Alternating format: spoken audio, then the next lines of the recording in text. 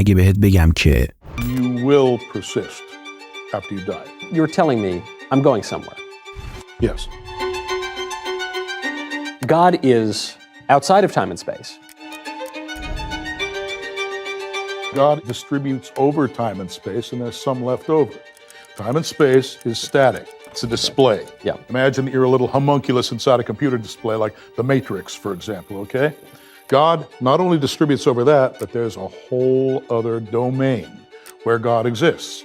And that's the processing domain. That's the non-terminal domain. We're living in the display of that simulation. In addition to the display, there is also a processing aspect, okay? And God captures both of those things. He captures both the display and the processor. What is reality? Is reality just stuff out there? No. Reality has a mental aspect. And I'm saying that consciousness exists in every part of the universe because those are the quanta. That's what I'm asking. Are you telling me that this table is conscious? In that sense, yes. Generically conscious. Are angels and demons real? Yes. God is real, angels are real, demons are real. Is the devil real? Oh, yes. بذار یه چیز خیلی مهم در مورد مردی که دیدی بهت بگم. کریس لانگان، مردی که به خاطر هوش فوق‌العاده‌اش معروفه. IQ تخمینی بین 195 تا 210. نظریه‌ای به اسم CTMU یا Cognitive Theoretic Model of Universe ارائه داده که میتونه دیدگاه شما رو نسبت به واقعیت تا حدی زیر و رو بکنه. بذار یه خلاصه کوچیک از این نظریه بهت بگم. قبل از شروع ویدیو، مدل CTMU میگه که همه چیز توی واقعیت، از آگاهی گرفته تا فیزیک و متافیزیک و حتی خدا، توی یه سیستم به هم پیوسته مثل یک کامپیوتر خودآگاه کار میکنه و اطلاعات رو توی این سیستم پیچیده پردازش و سپس نمایش میده. بچه‌ها به خاطر اینکه این شخص نسبت به IQ خیلی بالایی که داره، IQ انیشتین یه چیزی هولوش بین 160 بعضی جاها گفته شده 200. این شخص 195 تا 210 IQش گفته شده و تمامی دنیا دارن به مباحث این شخص میپردازن. به خاطر همین ممکنه یه جاهایش یه کوچولو قابل فهم نباشه، فلسفی باشه و چون زیرنویسه و ما میخوایم مستقیما به مصاحبه این شخص بپردازیم، پیشنهاد میکنم اگه یه جاهایش متوجه نشدید یه کوچولو بزنید عقب و بعد دوباره نگاه بکنید تا کاملا متوجه گفته‌هاش بشین. فوق‌العاده جالب صحبت میکنه. بهتون پیشنهاد میدم به هیچ وجه ادامه این ویدیو رو از دست ندید. حالا بذارید ببینیم که خود لانگان در مورد این موضوعات چی میگه. Talking about a theory of everything, the first question we have to establish, does God exist? Yes. Simple as Yes. The reality has an identity, okay? The identity is that as which something exists. Matter of fact, when you say the word reality, you're naming an identity. It is, you're identifying something. That's what the CTMU says. It just comes up with the mathematical structure that you need to build a reality out of that, you see? So you come up with that identity and then you search it for its properties. You see, once you've built the preliminary framework, then you start deducing the properties of this identity and you find out that those properties match those of God as described in most of the world's major religions. You can deny the existence of God, or are its properties such that God definitely has to exist? And the answer is God exists.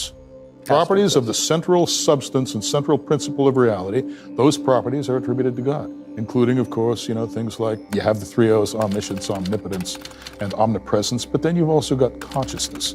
God has to be sentient.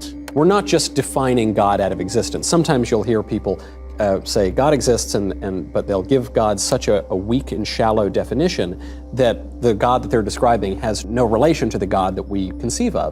You're saying no, God himself is conscious and therefore personal? Yes. You can establish a personal relationship with God. We're images of God. You know what an image is? It's basically the product of a mapping. God maps himself into each human being. Is your claim a pantheistic claim that God is the universe or the universe is God and that's that? Or no? Or is God outside of the universe and created?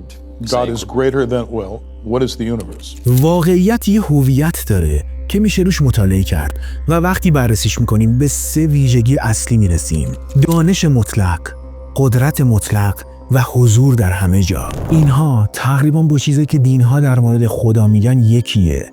پس این فقط یک نظریه نیست. خدا آگاه و بیداره و از طریق دادن بخشی از خودش در هر انسان یه ارتباط مستقیم با ما ایجاد میکنه. یعنی ما فقط به خدا باور نداریم، بلکه واقعاً میتونیم باهاش ارتباط داشته باشیم. ساختار ریاضی که پشت این ماجراست نشون میده که وجود خدا لازمه تا این واقعیت بتونه به درستی کار کنه. خدا یه ایده ذهنی نیست، یه نیروی مرکزیه که همه چیز رو ممکن میکنه و سر پا نگه میداره. و حالا میرسیم به یه سوال مهم: نقش خدا توی این دنیا چیه؟ آیا خدا خود جهانه یا اینکه یه چیز خیلی بزرگتره که جهان رو هم توی خودش جا داده ولی محدود به اون نیست؟ برای جواب دادن به این سوال باید نگاهی به نظریه‌های مدرن درباره کارکرد جهان داشته باشیم.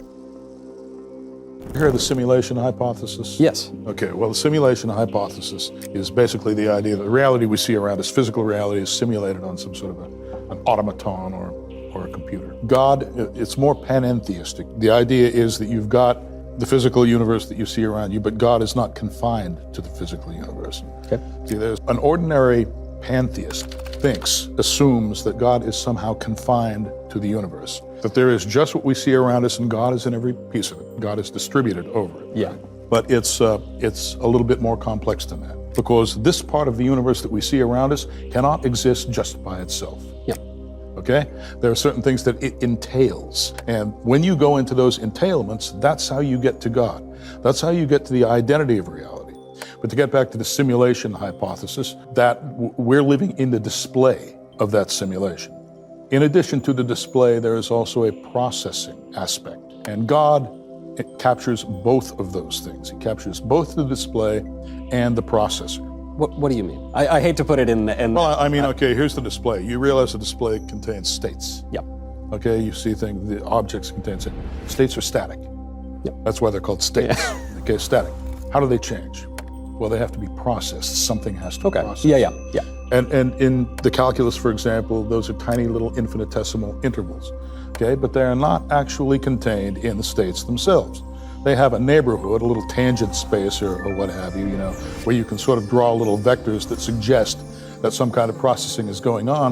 But the idea of being a state and being a process, those are two different things to the ordinary way of looking at it. It turns out that you can't properly describe reality and causation at all unless you put those things together somehow. And that's what it takes God to do. God provides the processing functionality for your state. اینها همگی یعنی جهان مثل یه سیستم کامپیوتری خیلی پیچیده است با دو بخش اصلی. یک، چیزی که میتونیم ببینیم و تجربهش کنیم یعنی نمایش.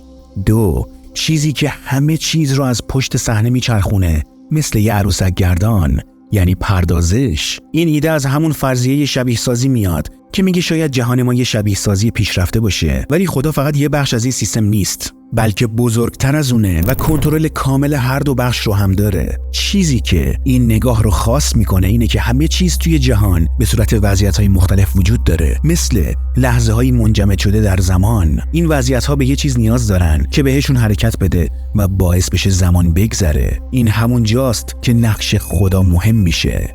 خدا فقط نگهدارنده جهان نیست، بلکه خودش توی کارکردش فعاله. و اینجاست که میرسیم به یه سوال عمیق‌تری درباره آگاهی. ما که آگاهیم چطوری توی این سیستم پیچیده نمایش و پردازش جا میگیریم؟ جوابش به مکانیک کوانتومی و چیزی به اسم اپراتور هویت برمیگرده. Now, how do I make sense of consciousness? Well, ordinarily, quantum mechanics, you know what quantization is? I know the word.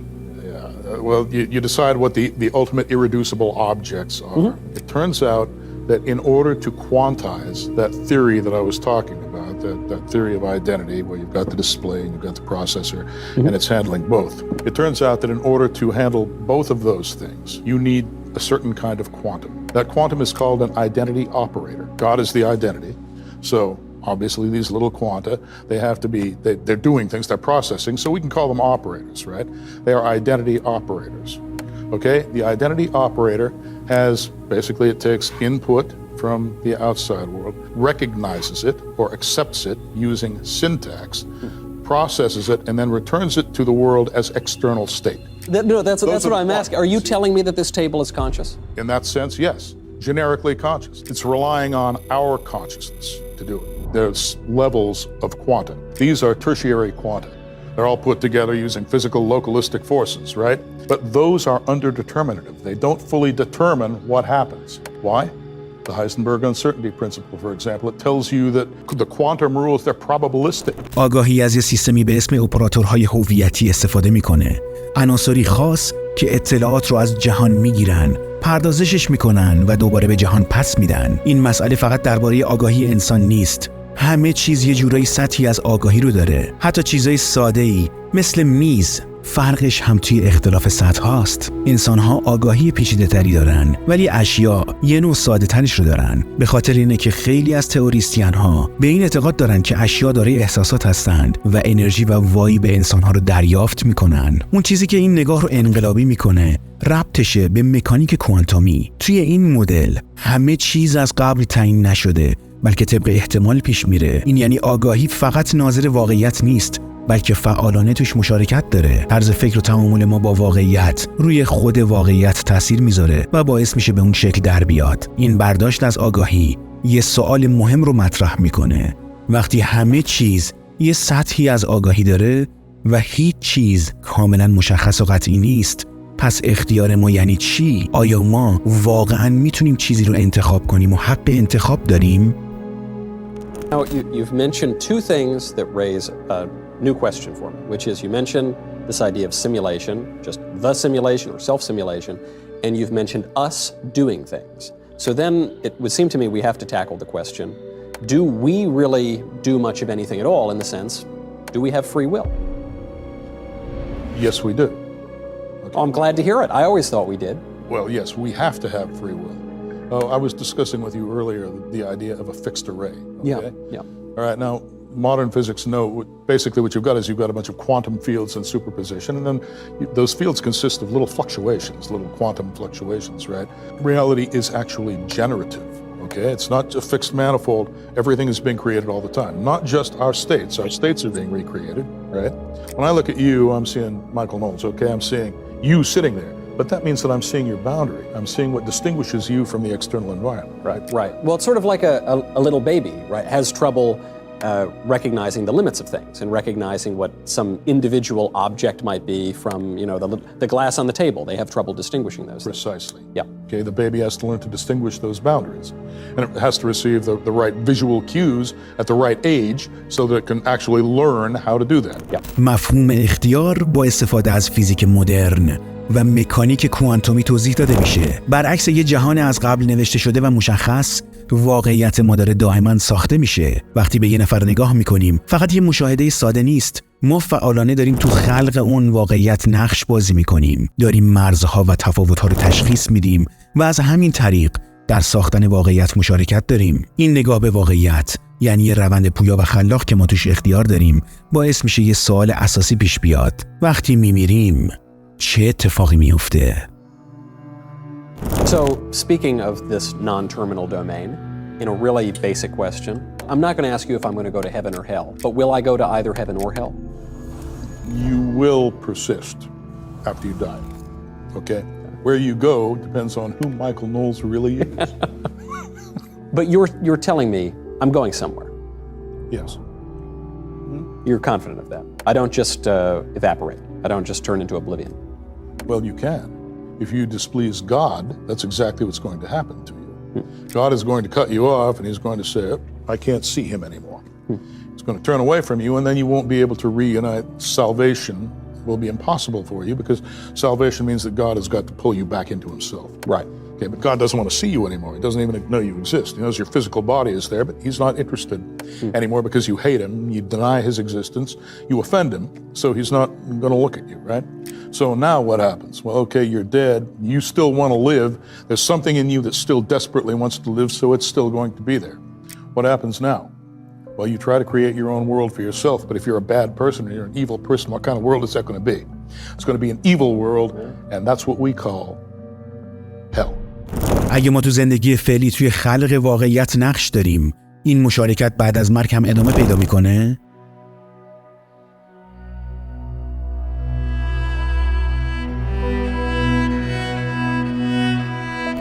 جهان پس از مرگ فقط یه باور نیست، بلکه یه جور ادامه آگاهی بعد از مرگه.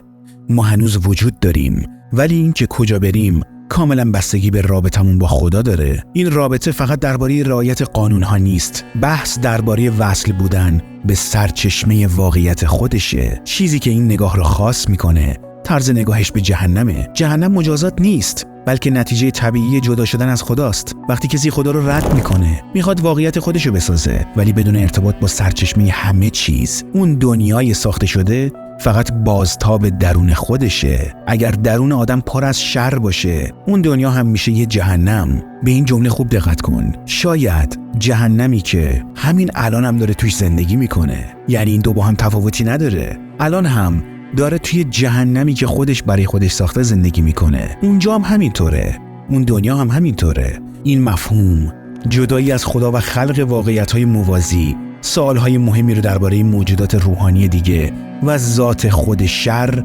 مطرح میکنه. بچه‌ها، قبل از اینکه ویدیو به اتمام برسه، این شخص یه حرفی زده که ادامه با هم تماشا میکنیم. اما خواستم بهتون بگم که وقتی که حرفش رو شنیدید، حتما توی کامنت ها بهم بگید که آیا با گفته این شخص موافق هستید یا نه؟ آیا واقعاً چنین چیزی میتونه وجود داشته باشه؟ اعتقاد شما چیه؟ حتما توی کامنت ها بهم بگید که آیا با گفته های این شخص موافق هستید با قوه تعقل و تفکر خودتون یا نه؟ منتظر کامنت های زیبای تک تکتون هستم. So we've gotten through death, judgment, heaven and hell, free will, and God. Are angels and demons real? Yes. God is real, angels are real, demons are real. Is the devil real? Oh, yes. Yes. Well, it has to be. You know, we were talking about Michael Knowles being surrounded by the medium and, you know, you've got a boundary. Well, God has a boundary too. He's got a very tight boundary. He's perfect. He can't take anything resembling imperfection, right? He can't take it into himself because that would be a contradiction. Okay? So God needs an antithesis in order to be properly defined. What is that antithesis? Anti-God or Satan. So it definitely exists. Now, Satan isn't coherent because, you know, he basically hates existence. Nevertheless, he gains coherence through human beings, through secondary tellers, as they're called in the CTMU. In other words, Satan can nucleate power structures, for example, you know, things like corporations and governments, where you've got people in there that can be acquired as resources, and there's a kind of skeleton, you know, a corporate organization, a governmental, you know, organization that's holding them together, holding them in place, that can be exploited by Satan. جهان روحانی شامل موجوداتی مثل فرشته‌ها و نیروی شره، اما مهمتر از اون نشون میده که چرا وجود شیطان لازمه. چون خدا کامل مطلقه و مرزهایی داره، نمیتونه ناقص بودن رو تحمل کنه. همین مرزها باعث میشن امکان یه نیروی مخالف به وجود بیاد که اون همون شیطانه. نکته جالب اینه که شیطان خودش به تنهایی قدرتی نداره. قدرتش از طریق ساختارهای انسانی و انتخابهای ما تقویت میشه. برخلاف خدا که خودش به تنهایی کامله، شر بدون کمک انسان نمیتونه کار کنه. معمولاً از طریق سیستم‌های سازمان یافته مثل شرکت‌ها و دولت‌ها عمل میکنه. برای همینه که شر اغلب ساختاری و سیستماتیک دیده میشه، نه صرفاً بی‌نظم یا تصادفی. این نگاه ما رو دوباره میرسونه به نکته اول، وجود خدا، و نشون میده که کل ساختار واقعیت، چه خوب چه بد، وابسته است به وجود یه موجود کامل در مرکز اون، یعنی خدا.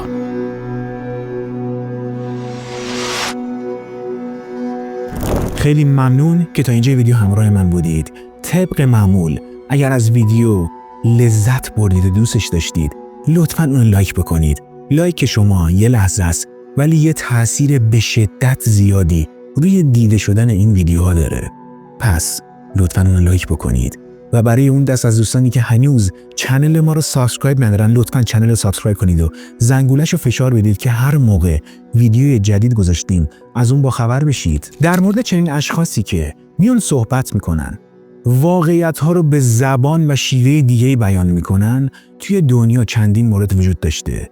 یه موردش رو حتی حذفش کردن با یه مرگ خیلی خیلی مشکوک. ویدیوشو قبلا ساختیم توی همین کانال، بهتون پیشنهاد میکنم حتما از لینکی که این بالا براتون میاد تماشاش بکنید. فوق العاده جذابه. در نور و عشق باشید خیلی دوستتون دارم. تا ویدیو دیگه، بدرود.